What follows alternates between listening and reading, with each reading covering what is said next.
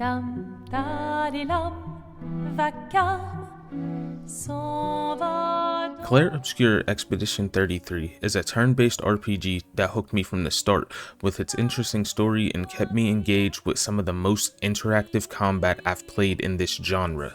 I was interested in the game since the first trailer was shown. Every year, the paintress paints a new number on her monolith canvas, and everyone whose age is older than the number painted just dies. So every year, a group of expeditioners go out and try to defeat her, hoping to stop the cycle of death from a life expectancy that lowers every year. But somehow, they always fail. The story already had you asking questions like, why is the paintress doing this? Why do the expeditions keep failing? And will Expedition 33 be able to put an end to the cycle? This game keeps you on your toes with every turn, and by the end, I was actually rooting for one of the main antagonists. Clair obscur, double de nature, courbera et fait. Clair obscur, dans des ronds peintures, trouvera sans. Expedition 33 is a turn-based RPG taking place in a fantastical version of Paris. Our main goal is to make it to the monolith where the paintress lies and defeat her. The two main things we'll be doing is a lot of exploration and combat. During exploration, this game reminds me a lot of the old school PS1 era RPGs, specifically with how you move along the overworld into larger areas. You can run around and find areas off the beaten path, or just focus on the main quest. Personally, I didn't do too much exploring outside of the main areas because I didn't know if I would run into an area that I was too underleveled for. If there's somewhere interesting that you can't get to, you have the option to come back later when you'll be able to swim and even fly along the overworld with the help of a character named Esquier. Bonjour, mes amis. Hey, bonjour mon ami. I did explore a lot in the areas leading down the main path. Here, you can find expedition logs, which are journals written by previous expeditions, and flags where you can level up and see how far another expedition made it on their journey. Throughout the game, you'll explore and move through a lot of different areas, though some do overstay their welcome. You'll also find field bosses, one of my favorites being the mime. Defeating these mini bosses will get you extra loot, buffs, and even outfits for your characters to use on your journey. Combat is the real star of this game. This is the most interactive turn-based system I've ever played. When in combat, it's your usual turn-based gameplay. You and the enemy taking turns using attacks and skills while looking for weaknesses and exploits until one of you is victorious. The big difference in this game is the actions you can do during the enemy's turn. When the enemy goes for an attack, there are two things you can try to do: dodge or parry. Dodging is the easier of the two, and the window of opportunity is big enough for at least one mistake, and sometimes you might have to jump to dodge a ground attack. Parrying is more risky, however. The window is much smaller, but with that risk comes greater reward. If you parry all the attacks in an enemy combo, you'll be able to counterattack and do more damage when it's not even your turn. Now, this isn't anything we haven't seen before. Other RPGs have had systems like this, but I've never seen it to this extent. You literally can never let go of the controller. You always have to keep your eye on the gameplay, and that's a great thing. Another aspect of the combat is that each of your characters have their own specific skill unique to them. For example, Gustav has the skill Overcharge, which is just the strongest move in the game. For those who come after.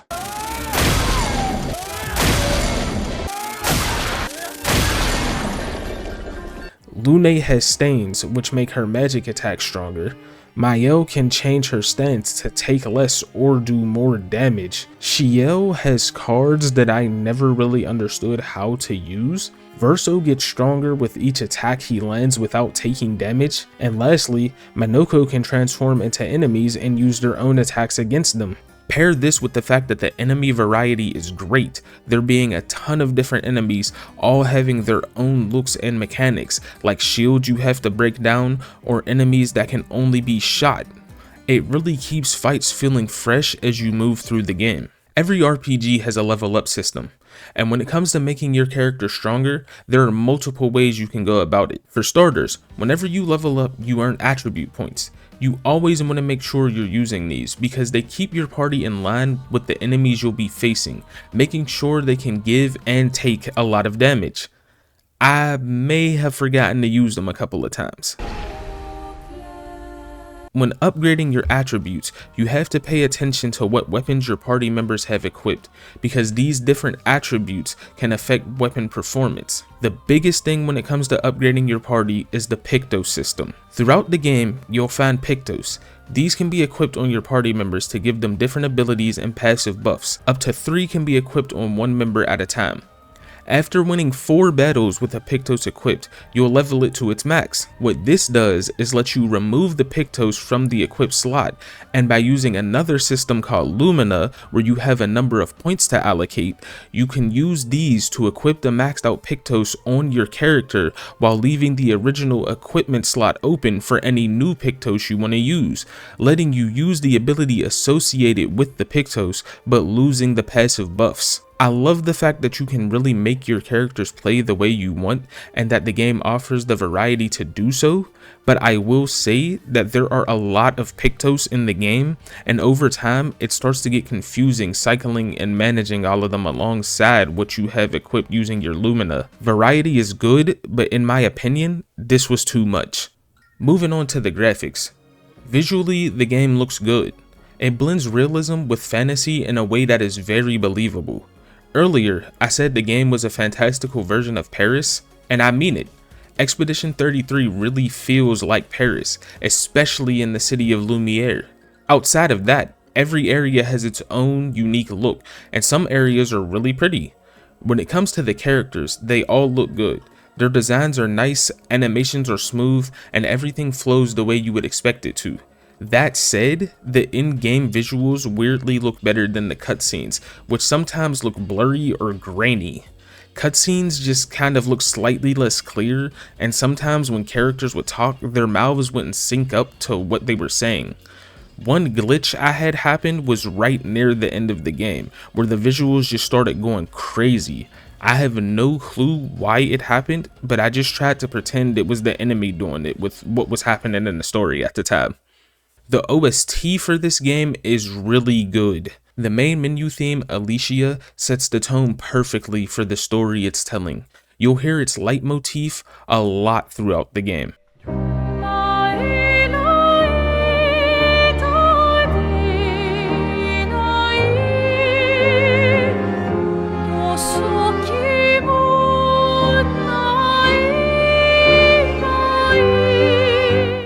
And those same things can be said about Lumiere's theme. Clair obscur, trouble de rature, trouvera effet. Clair obscur, bordé aux peintures, trouvera sans elle. Clair obscur, trouble de rature, trouvera effet.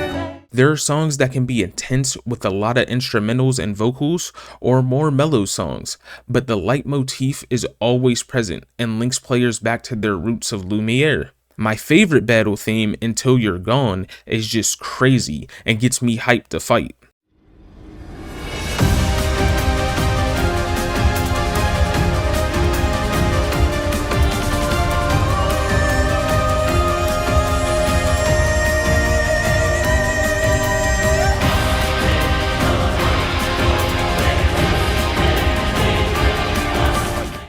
And the final boss theme, I can't pronounce the name, but it's a great song that perfectly fits the finale feeling of the final chapter. You gotta see this. I'm just gonna let it play out. If you don't want to see scenes from the final chapter, skip to the timestamp on screen. Alright, now just watch this.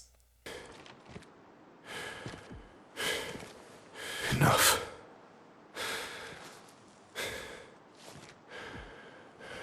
I said, enough.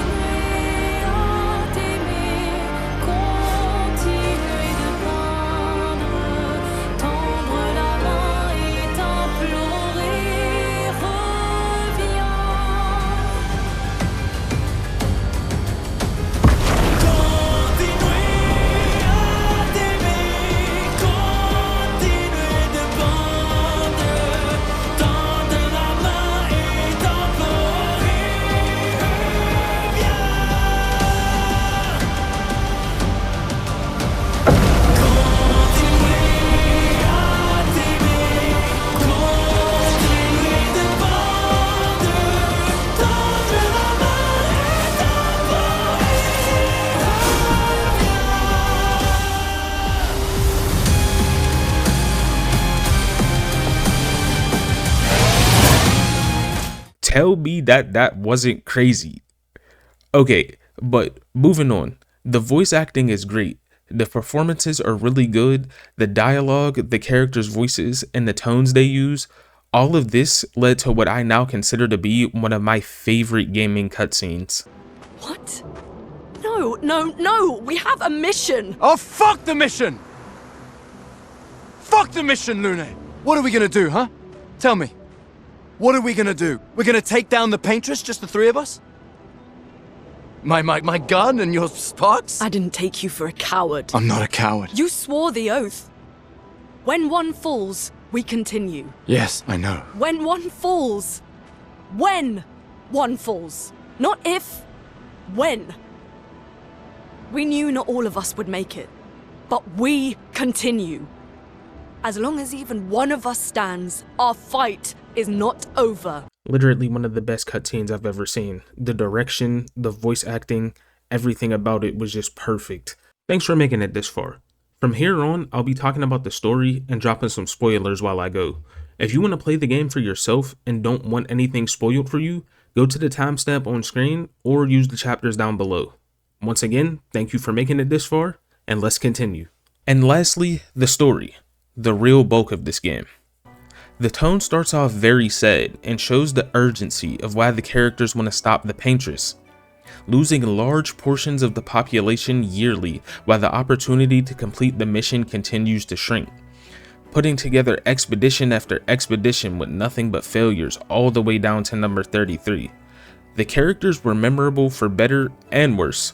Our main character Gustav had noble intentions, but in the beginning he was really annoying because of how scared he was. Putain!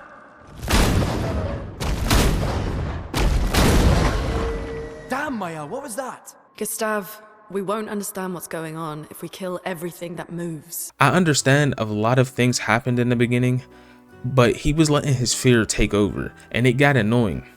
Later on, he grew on me, but just as he did,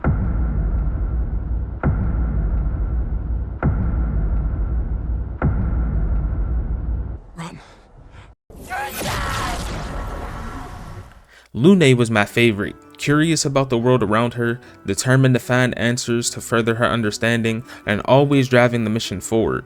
Maëlle, being the youngest in the party and the adoptive daughter of Gustav, was an interesting character, with unknown ties to all of the events in the game. Learning everything about her, her true identity, the truth behind Lumiere, the painted world. You start to understand more about her circumstances and why she's doing what she is. She literally becomes the main character after Gustav's death. One thing I didn't like about her is she would act really tough until something real would happen. Then she would just change and start to cower. We only need to incapacitate him. We'll find a way to kill him. I saw him. The white-haired man and this woman. Ciel, I don't really have much to say about her because she just wasn't really interesting to me, but Verso, who comes in to replace Gustav, was the cool, mysterious type that kept me guessing about his true motivations. You could never really pin down what he would do next, and it was obvious he knew more than what he was letting on. And lastly, Monoko, he was basically just there to fight. I really liked the antagonist Renoir, who you'll see multiple times throughout the game. The first time you meet him, he's already shrouded in mystery and shows that he's a real threat. He's obviously way past the age of 33, yet he's still alive. You're old. And what's crazy is, for as much as I wanted to defeat him, by the end, I actually agreed with his goals and thought he was doing the right thing. I honestly didn't even want to fight him during the final boss. A group of characters I didn't like though were the Gestrels. I guess they served as comedic relief, but it just felt out of place to me. The comedy usually missed, though there were 2 moments with them that really made me laugh. Sorry, I fucked up. I just wanted to show off. The story itself is very interesting. The opening and ending are the best parts of the game. The middle is where things start to slow down and be kind of a drag, just moving along with not too much happening, and it was really boring. My favorite part though was the ending, specifically because of the flip that had me rooting for the enemy. The ending was a highlight because it forces a choice between two of your party members, Maëlle, who wants to preserve the painted world Lumiere and live with her new friends, and Verso, who wants to end the illusion and rest in peace. To do a quick rundown of the story from my understanding, Maëlle's real name is Alicia, and she is a paintress who believes it was her fault that her brother Verso got killed in a fire. The world we play through in the game isn't real. We're inside of a painting that her brother Verso had painted before he died. The Verso we meet in the game is not real. He wants to end the illusion and destroy the painted world, finally letting him and his true self rest in peace. In the end, I sided with Verso because I felt like he wanted to do the right thing. So I took down Maëlle and got an ending where Alicia and her family could finally let her brother rest. It was the kind of payoff that makes you sit in silence for a minute. But the way that the characters are written is great. The twists that happen in the story really make you question what you think you know and look at the characters and their motivations differently. And in the end, I think I made the right decision. So, Clair Obscur Expedition 33 is a turn-based RPG that keeps you locked in with its interactive combat, strong character moments, and a story with great twists. The humor doesn't always land and the middle drags, but the story is still great. The Picto system can get overwhelming with how many there are, but when this game hits, it really hits. If you like turn-based RPGs that reward not just strategy, but also skill, and enjoy thought-provoking narratives, Expedition 33 is absolutely worth the journey. I give it an 8 out of 10. At one point in my playthrough, I was questioning why this game was a Game of the Year candidate, but after sitting on it for a while after completing the story, I understand it now. Hey, as usual, thanks for making it to the end. If you enjoyed the video, let me know by leaving a like, and definitely let me know what you thought with a comment. I'm glad Expedition 33 wasn't an Atlas game, because if it was, I kid you not, they would have stopped the game at the end of Act 2 and resold it later on with Act 3 as the true finish, and it would be called something like Expedition 33 Retold. Anyway, the next video I have planned is a review of Borderlands 4, depending on how good it is. And I definitely have a video for Silent Hill F coming because this is going to be my first time playing Silent Hill and I'm really excited. In the meantime, if you want to see more of what it is that I play, check out my socials where I really need to post more. And as always, my name is Vaughn. Thanks for watching the video and I'll see you in the next one.